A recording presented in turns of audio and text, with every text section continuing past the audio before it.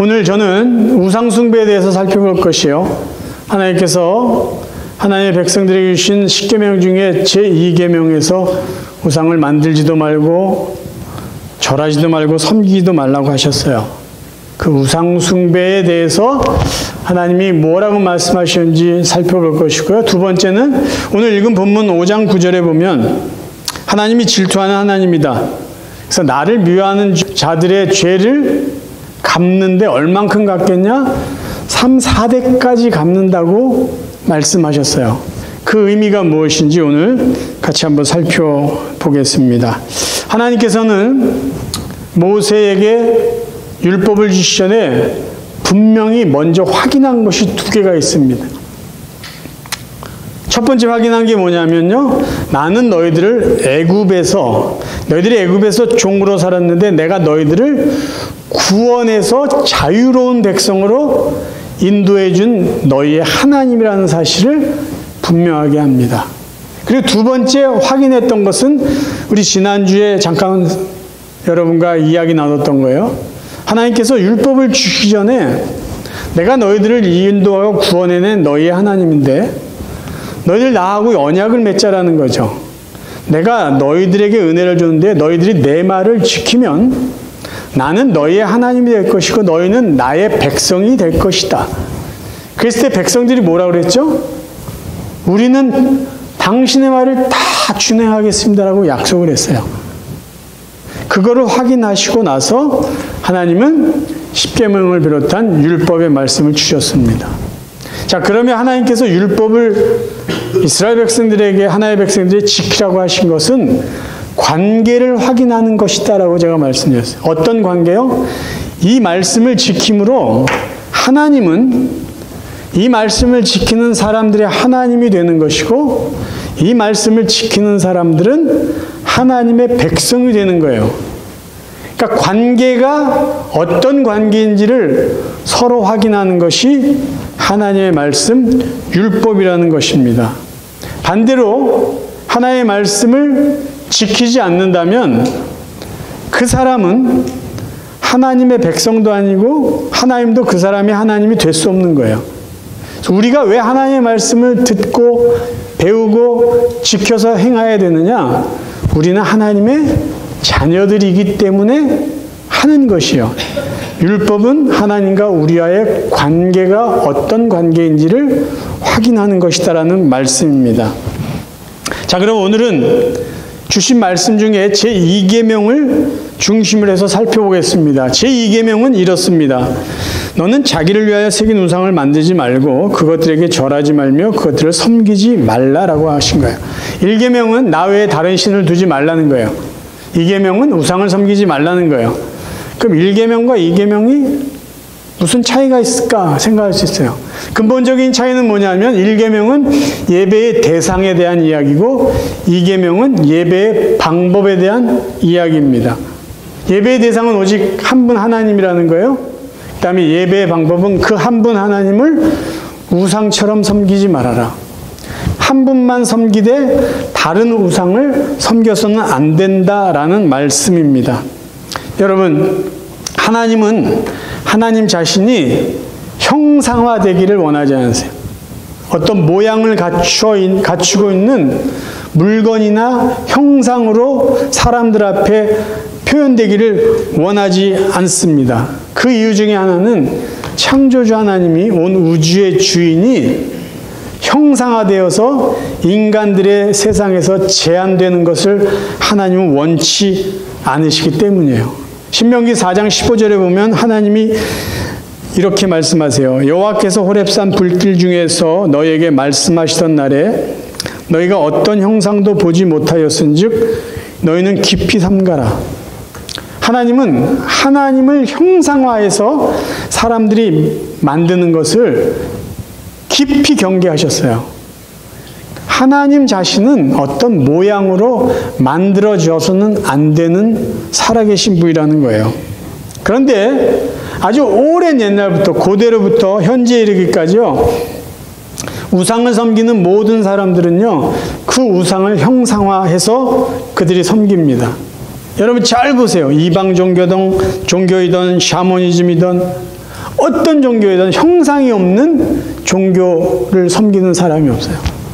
모든 종교에는 형상이 있어요. 그게 송아지가 되었던 사람 모양이었던 이상한 동물의 모양이었던 다 형상이 있어요. 근데 중요한 건 그것은 사람이 만들었다는 거예요. 사람이 만들지 않은 것 중에 형상을 섬기는 대상이 있어요. 그게 뭐냐면 하나님이 만든 피조물을 그들을 마치 신격화시켜서 그 형상들을 섬겨요.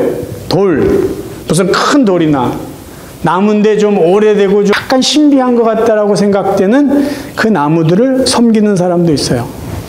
근데 그거 역시 하나님이 만든 피조물에 불과하다는 거예요. 그러니까 하나님은 하나님 자신이 인간의 수공물이 되기를 원치 않으세요. 인간의 세상에서 인간의 영역 안에 전지전능한 하나님이 제한되는 것을 원치 않으세요. 하나님이 만약에 어떤 형상화 된다면 창조주 하나님이 인간의 수공물로 전락되는 것밖에 되지 않습니다. 하나님은 그걸 원하지 않으세요. 나는 이 우주 밖에 있는 우주의 창조주다. 그런데 그 하나님을 피조물인 인간이 어떤 형상화를 시켜서 인간에 의해서 조정되고 꾸며지고 만들어지고 변형되는 거 원치 않으신다는 말씀이죠. 그럼 좀 더 구체적으로 살펴볼까요? 사람들이 왜 자꾸 우상을 만들려고 할까요? 그래서 왜 우상을 섬기려고 할까요? 사람들이 우상을 만드는 이유는 불안하기 때문이에요. 불안하기 때문에. 미래가 불안해요. 앞으로 무슨 일이 생길지 몰라요. 걱정이 돼요. 그래서 우상을 만들어서 그 우상을 통해서 자기의 미래의 불안함을 달래고 싶어요. 그런데 그 우상을 만들고 우상에게 그 불안한 미래를 좀 위로받고 싶은데 그 우상조차 불안해요. 그러니까 어떻게 합니까? 또 다른 우상을 만들어요. 이 우상 갖고 불안이 채워지지 않아요. 또 다른 우상을 만들어서 자기의 불안함을 좀 달래고 싶을 때 이 우상도 자기의 불안함을 만족시키지 못해요. 그럼 어떻게 해요? 또 다른 우상을 만들던가 또 다른 우상을 찾게 되는 것이죠. 그러니까 우상이 계속 만들어질 수밖에 없어요. 몇 년 전에 네팔 선교사 최동욱 선교사님이 오셔서 수요 예배 때 간증한 적이 있어요. 선교 보고한 적이 있어요. 지금 이분은 말레이시아로 선교지를 옮겼습니다. 말레이시아에 있는 70만 명 정도 되는 네팔 디아스포라를 섬기기 위해서 사역지를 말레이시아로 올해부터 옮기셨어요. 근데 그 선교사님의 말에 의하면 네팔 사람들의 섬기는 우상의 숫자가 3억 3천 개라는 거예요. 그러면 그 사람들의, 그러니까 그 나라의 인구가 몇 명이냐? 제가 다시 업데이트된 걸 확인해 봤어요. 2024년 기준으로 네팔의 인구가요, 3,140만 명 정도로 추정합니다. 그럼 3,100명이라고 했을 때 그들 나라에 있는 우상이 3억 3천 개예요. 10배가 넘어요. 10배가. 그 우상들은 보면 손이 8개 있거나 가슴이 여러 개 있거나 얼굴이 여러 개 달린 이상한 인간의 모양을 하고 있는 우상들이 그렇게 많습니다. 근데 왜 그렇게 우상이 많을까? 선교사님이 이렇게 이야기를 해요. 그들은 어느 신인가가 자기를 해칠까 봐 겁이 난다는 거예요. 그래서 그 신을 막아줄 수 있는 또 다른 우상을 찾는데요. 근데 그 우상이 불안하니까 또 다른 우상, 또 다른 우상을 자꾸 섬기고 만든다는 거예요. 자기 자식이 잘못될까 봐, 자기 가게가 잘 안 될까 봐, 자기 몸이 아플까 봐 늘 불안해요. 늘 두려움에 있어요.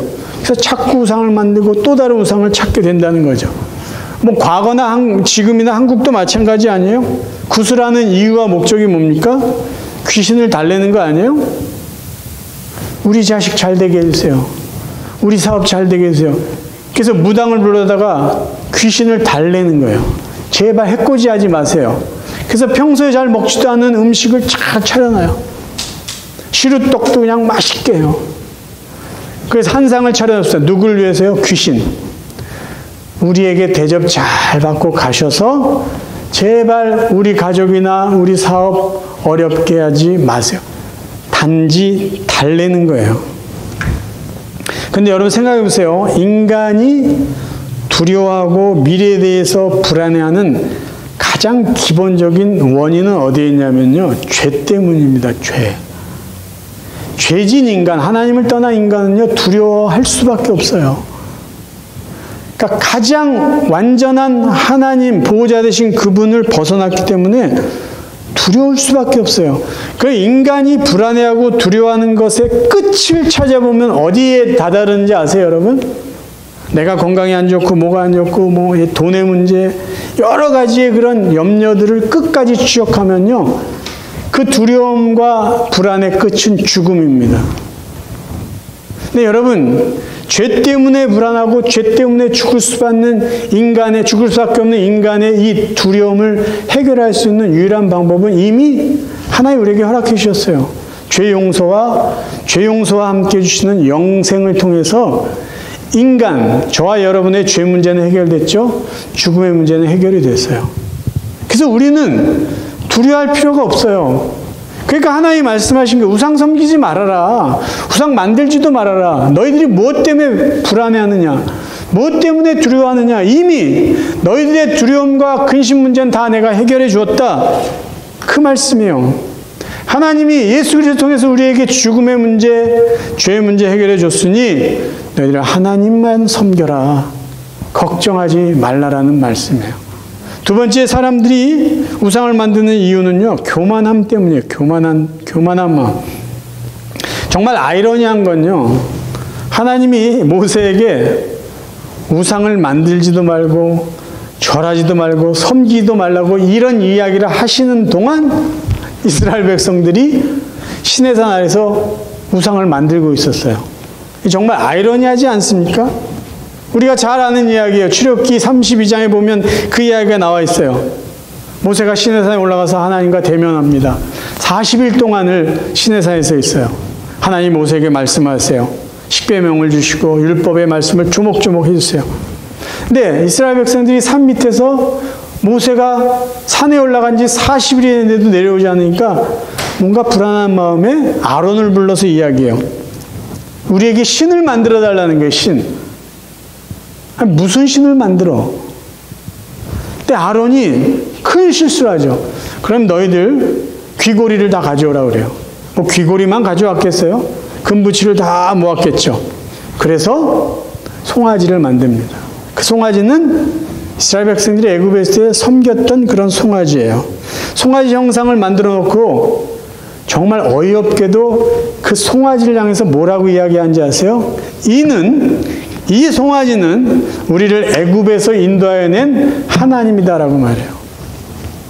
자, 이 순간 살아계신 하나님, 놀라운 기적을 행하신 하나님, 낮에는 구름기둥, 밤에는 불기둥으로 이스라엘 백성 인도하시고 만나와 메추라기를 주어서 먹게 하신 그 하나님이 한순간에 뭐가 돼요? 송아지가 돼요. 인간이 만든 형상으로 전락이 돼요. 이게 얼마나 교만합니까? 사람들은요, 정말 연약한 존재이면서도 얼마나 악한 존재인지 몰라요. 아니, 이 창조주 하나님을 한순간에 자기들이 만든 송아지가 되게 해요. 시공간을 초월하신 하나님을 인간의 영역 안으로 끌어들여가지고 인간의 수공물이 되고 인간의 영역 안에서 제한을 시켜요. 인간의 교만함은요, 신을 자기들이 붙잡고 다녀요. 필요하면은 자기들이 만든 하나님을 앞에다 놓고 간절하게 기도해요.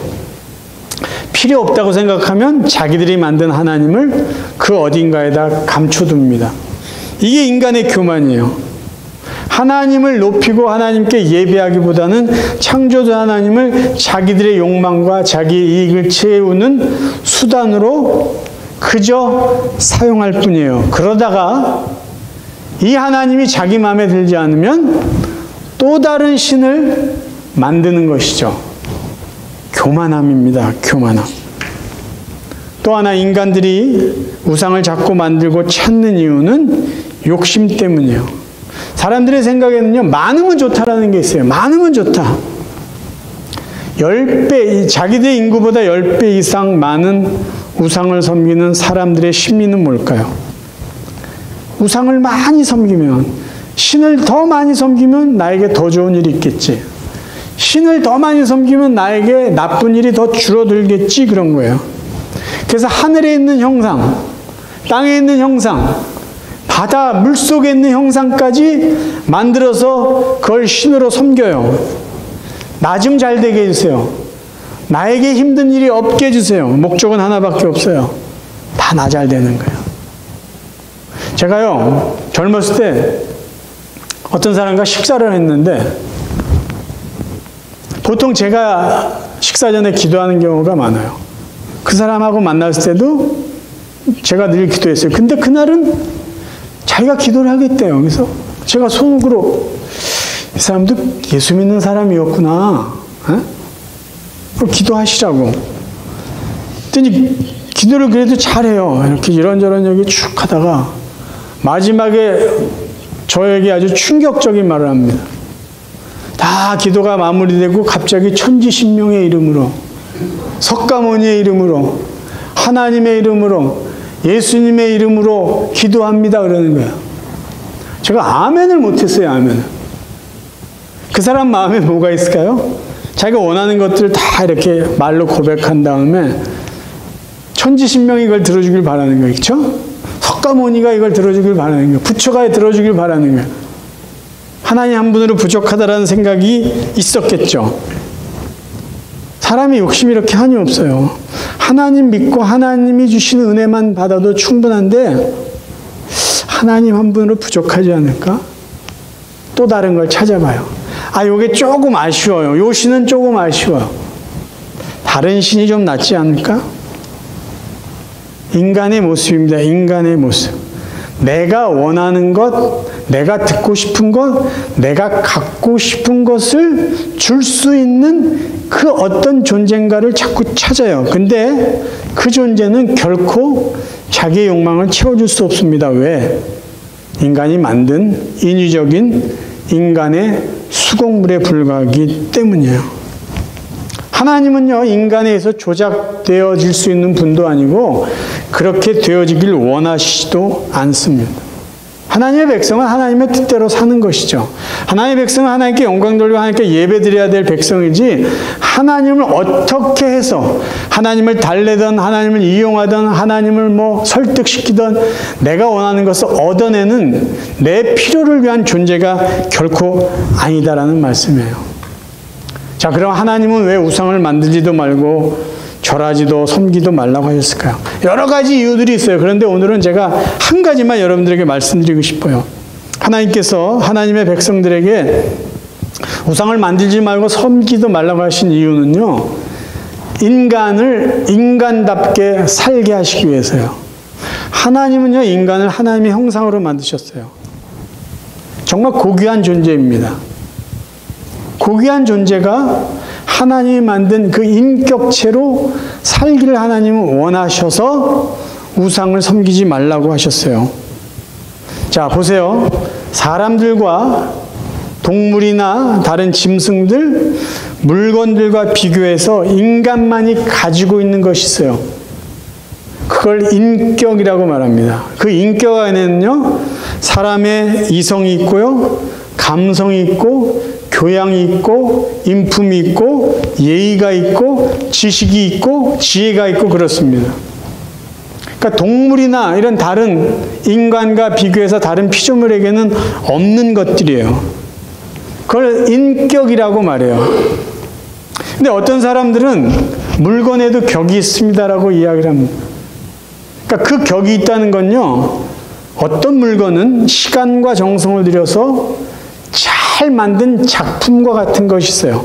어떤 물건은 그냥 기계로 팍팍팍팍 찍어내는 쉽게 만든 물건도 있어요. 그러면 당연히 그 물건에는 차이가 있죠. 그럴 때 물건에도 격이 다릅니다라고 말할 수가 있어요. 비싸거나 정성이 들어있고 아주 어떤 기술이 좋은 사람이 수공해서 만든 물건일수록 격이 있다라고 표현할 수 있어요.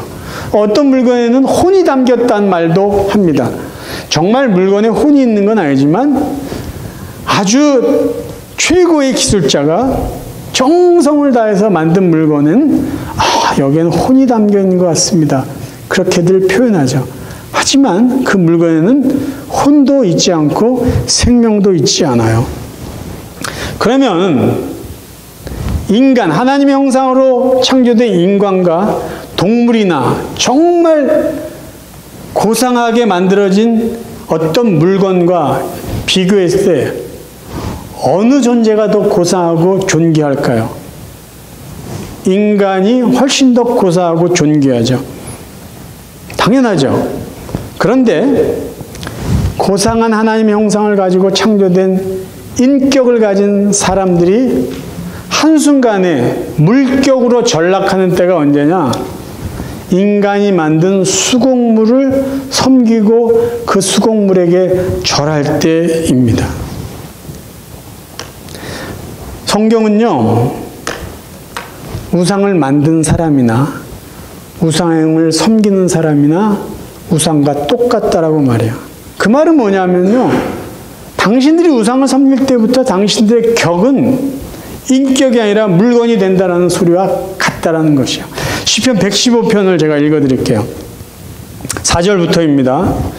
그들의 우상들은 은과 금이요 사람이 손으로 만든 것이라. 입이 있어도 말하지 못하며 눈이 있어도 보지 못하며 귀가 있어도 듣지 못하며 코가 있어도 냄새 맡지 못하며 손이 있어도 만지지 못하며 발이 있어도 걷지 못하며 목구멍이 있어도 작은 소리조차 내지 못하느니라.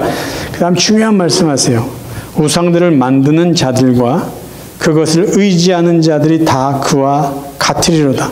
이스라엘아, 여호와를 의지하라. 그는 너희의 도움이시오 너희의 방패시로다. 아멘. 인격이요, 하나님의 형상으로 창조된 인간이 물건으로 그 가치와 격이 확 떨어지는 순간, 언제라고요? 물건을 신처럼 섬기는 그때입니다. 그래서 하나님은요, 야, 너희는 내 형상으로 만들었어. 너희들은 정말 존귀한 자야.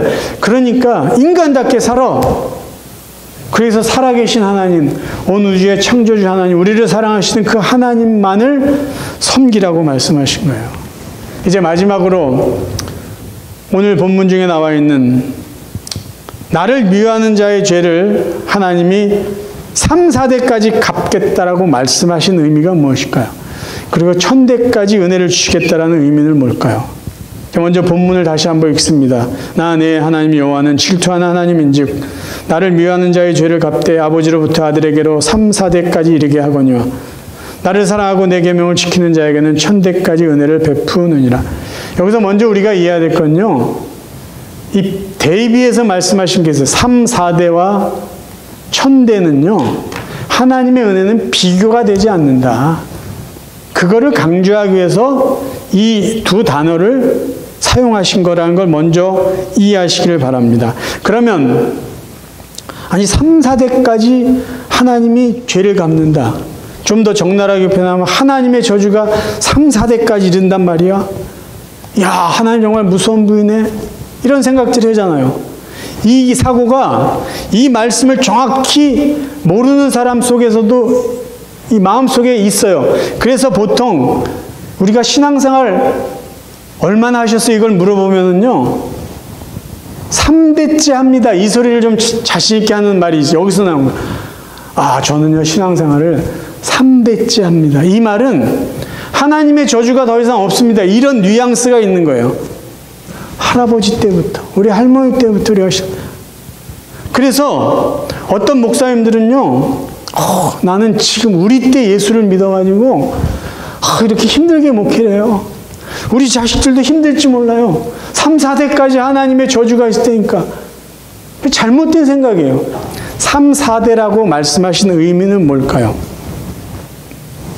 구약시대의 가족 단위는요, 3대, 4대가 함께 모여 사는 대가족 제도였어요. 저희도 앞세대, 그 전 세대만 해도 3대, 4대가 함께 모여 사는 대가족의 그런 형태를 갖고 살았습니다. 현재도요, 저희 이모는 가족들이 모이면 4대가 모여요. 저희 이모의 딸의 아들이 결혼을 해서 또 아들을 낳았어요. 그러면 이모네 가족들이 모이면 4대가 모여 있어요. 그쵸? 자, 옛날에 아브라함이 살던 시대의 가족 단위를 볼까요?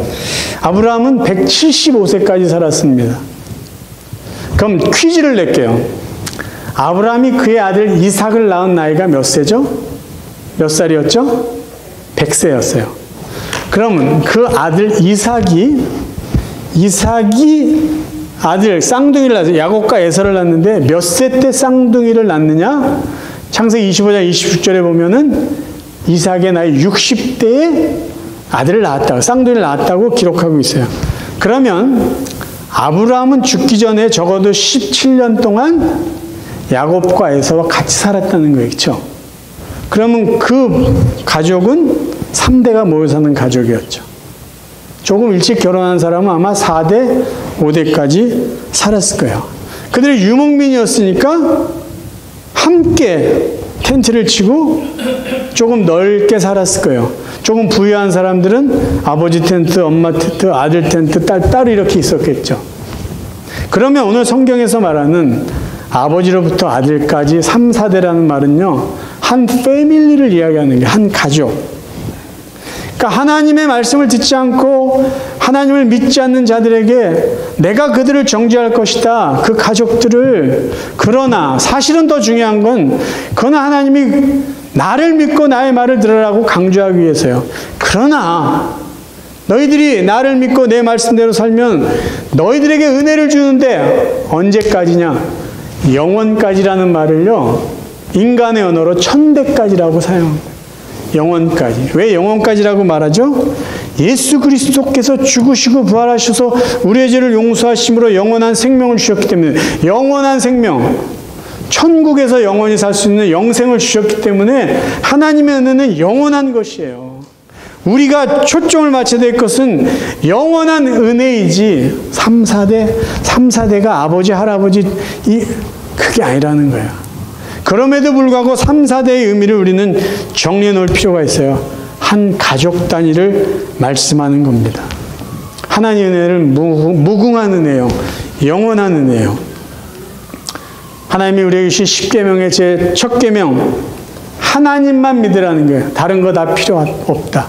하나님의 백성은 하나님 한 분으로 충분합니다. 왜? 하나님 한 분이 책임져 주시기에 조금도 부족함이 없는 분이기 때문이에요. 제2계명은 뭐예요? 하나님을 우상으로 만들어서, 물건으로 만들어서 섬기지 말아라. 하나님을 바르게 섬기라는 거예요.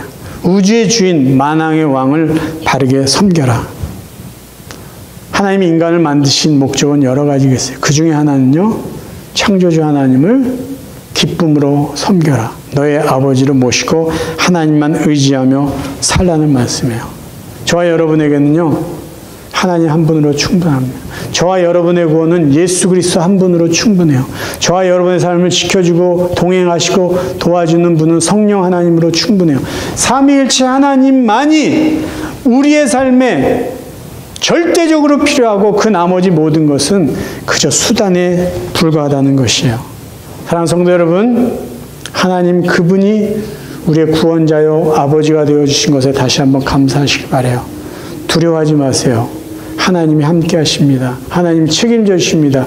그 은혜를 누리고 사시고 영원까지 함께하는 그 은혜 늘 감사하며 찬양하며 사시는 진정한 하나님 나라의 백성들, 하나님의 자녀로 사시기를 주님의 이름으로 축원합니다.